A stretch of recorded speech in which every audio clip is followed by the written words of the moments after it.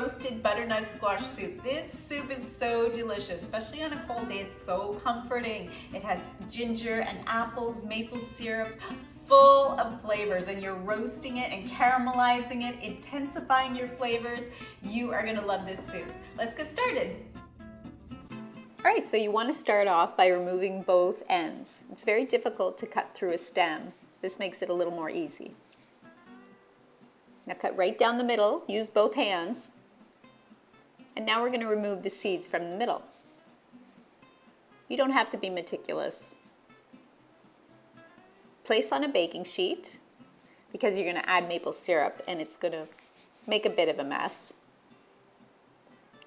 Rub it around nicely. You can also add a little olive oil on top, a little salt, a little pepper, and we're going to cook it in the oven at 350 degrees. All right, so just give it a nice pick. Oh, it goes in so nice. So now that the squash has cooled a little bit, I'm able to manipulate it a little bit more easy. I'm able to grab it and scoop it out. So, because what you don't want is the skin. Because it's going to change the color of the soup and I want it to stay that nice bright orange, we're just going to take the flesh out. So just scoop it out. You can also peel it if you'd like. Take a knife and peel it, but whichever way you find more simple. And it doesn't matter if you get this nice roast bits. Like a couple of bits isn't going to hurt you at all. Scrape out all this good stuff.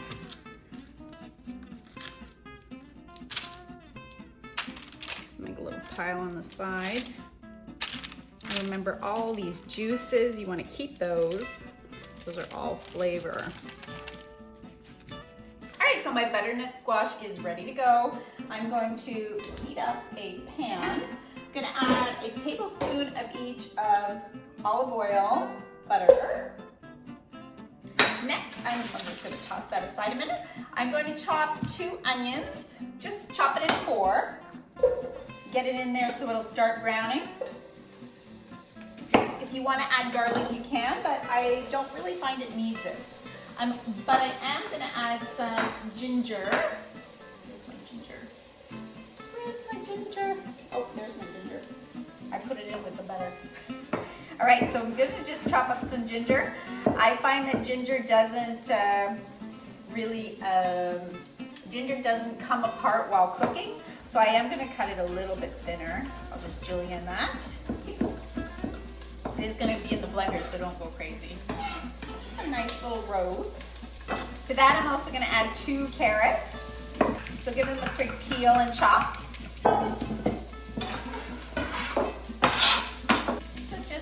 You can do a quite big chop, it doesn't really matter. Basically, remember just to keep everything the same size so it cooks all at the same time. All right, pop that in there. Give it a little bit of a stir so it browns evenly.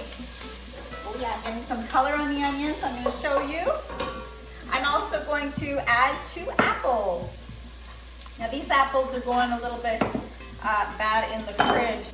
I love being able to use up soft apples with soup, but you can also use pears. Pears in the fall is so nice with this. Apples or pears. And if they are a little bit brown, doesn't matter. No one's gonna know. All right, so just throw in, you can even throw in 3 if that's what you have left over in your fridge. Of course, this is on high. I almost always cook on high.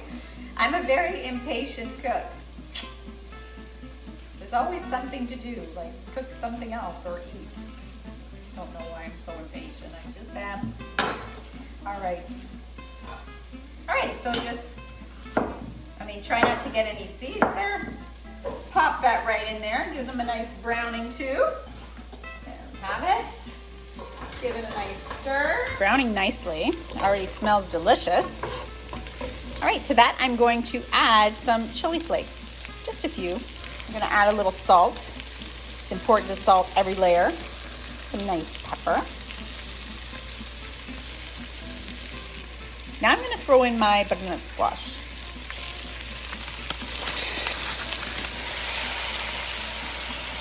And the pieces that are left in there.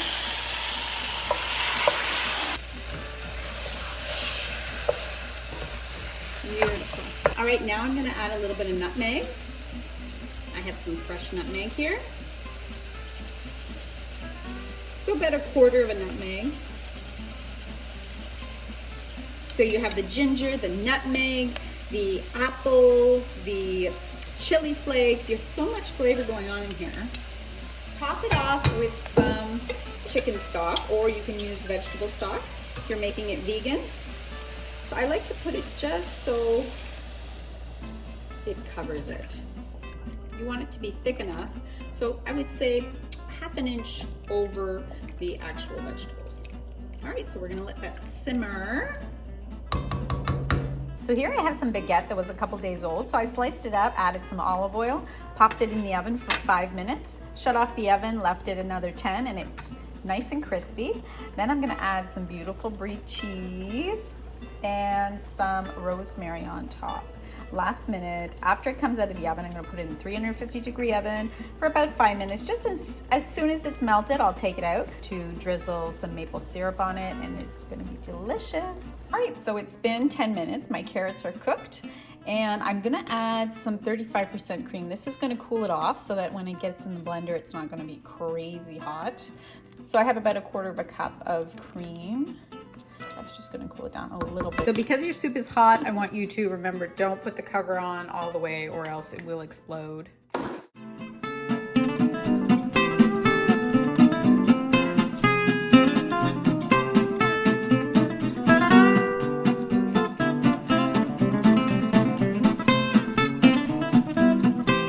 Once your soup is beautiful and smooth, you have to give it a taste. So nice. Oh, it's got such beautiful flavors. I'm gonna add about 2 tablespoons of maple syrup. Give that a bit of a stir. And it is ready. So delicious, so velvety. With a little bit of spice, a little bit of sweet. It's delicious.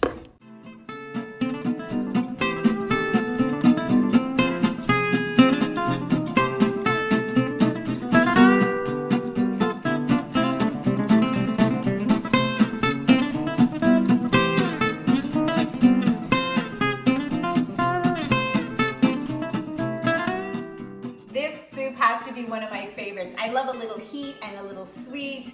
We have the ginger, the apples, the maple syrup with a little spice. It is delicious. Give it a try. Let me know your thoughts on it. Don't forget to subscribe so we can see each other next Wednesday. I'll have another great recipe for you. Have a great week. Cheers.